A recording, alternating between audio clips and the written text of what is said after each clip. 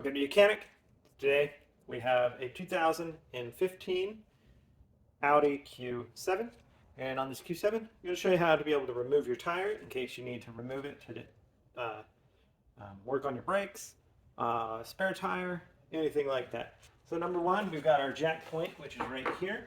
There's some stamped steel where you can put your jack right there and to be able to raise the vehicle if you're doing just the one tire. Then, of course, make sure when you got it jacked up, you've got it supported with a jack stand or something suitable for safety. Now, if you're changing the spare tire, you'll have something that looks like this with a little bend hook on the outside like that. So you'll see a little hole in that right here. So you're just going to put that in there and then pull, and that removes the cover here.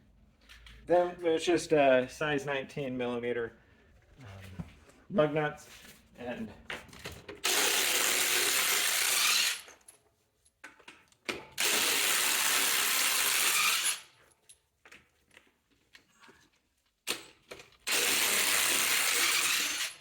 want to use some type of impact driver, or if you're going to loosen these, you would want the vehicle to be on the ground a little bit, just to break them loose and then raise it.